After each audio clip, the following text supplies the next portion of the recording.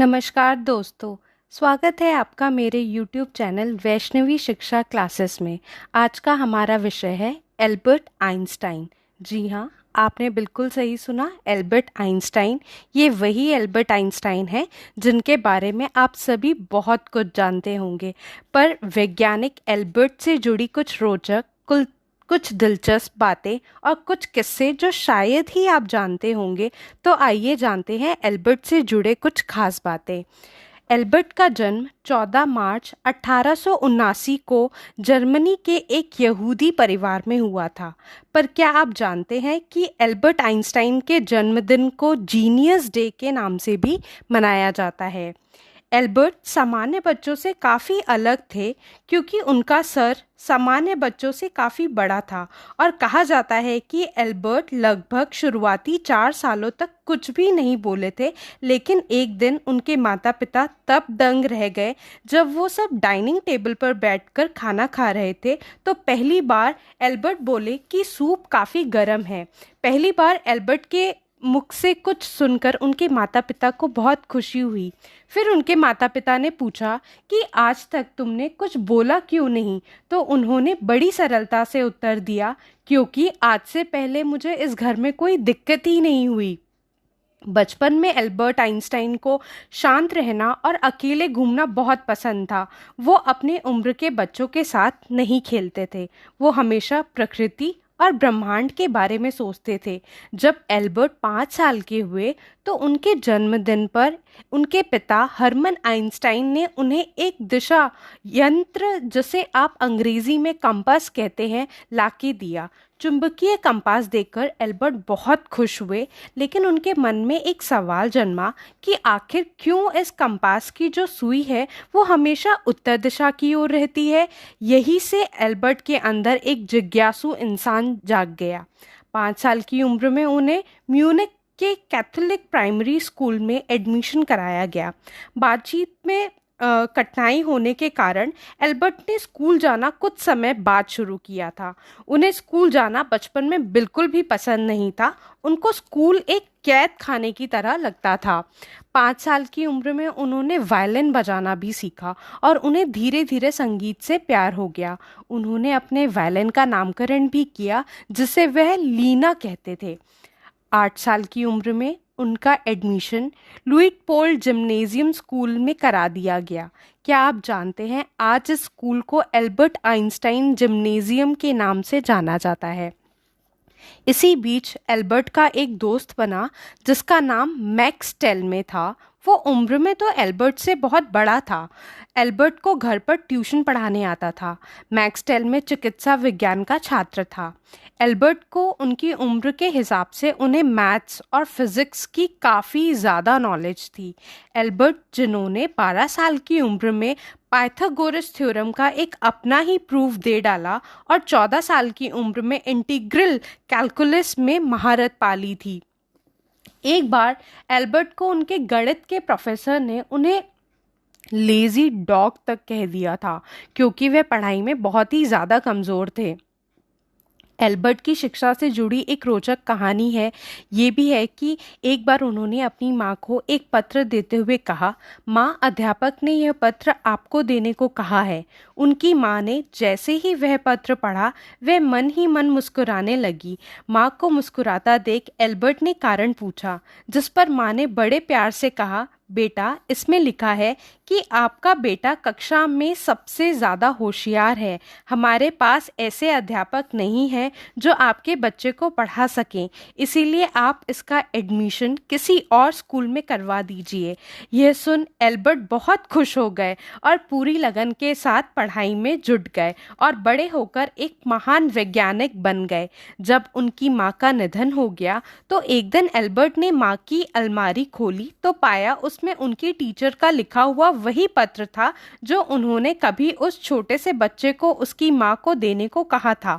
Albert ने वह पत्र खोला और पढ़ने लगे। उसमें लिखा था, आपको ये बताते हुए हमें बहुत दुख है कि आपका बेटा पढ़ाई लिखाई में बहुत ही कमज़ोर है।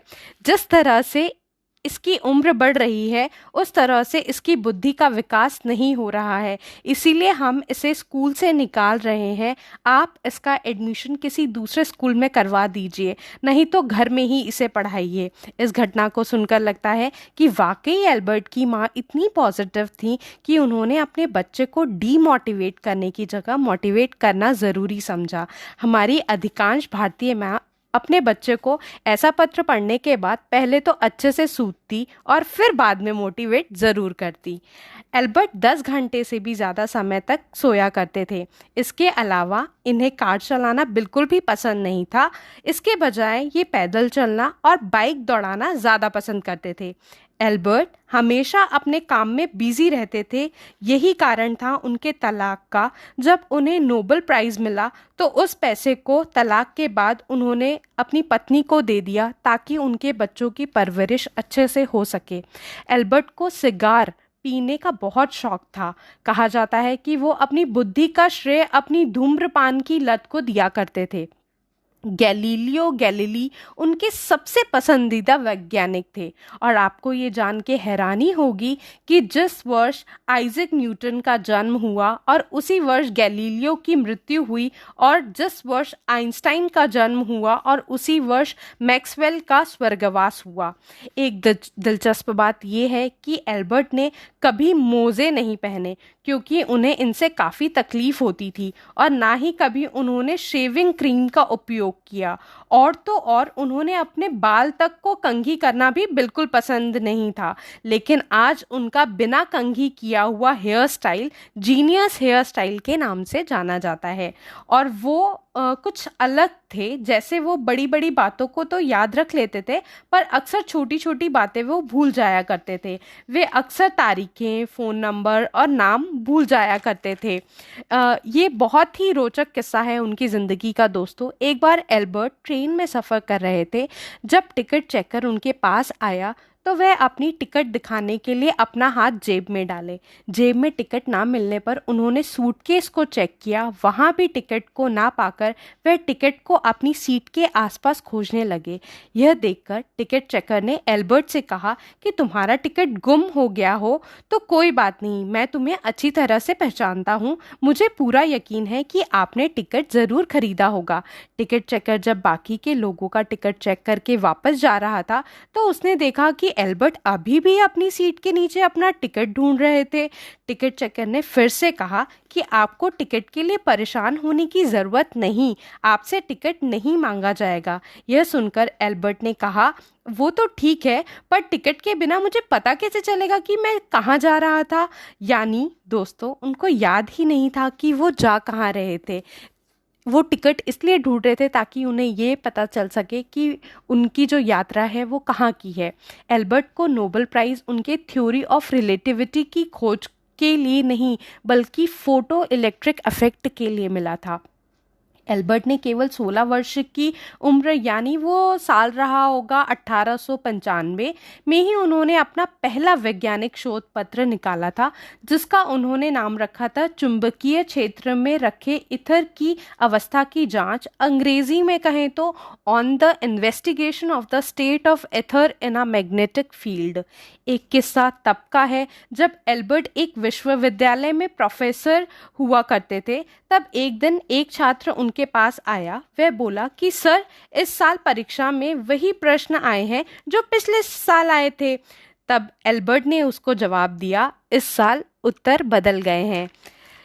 उन्हें गणित से अधिक रुचि भौतिक विज्ञान में थी, इसीलिए वह एक गणितज्ञ नहीं बल्कि एक वैज्ञानिक बने।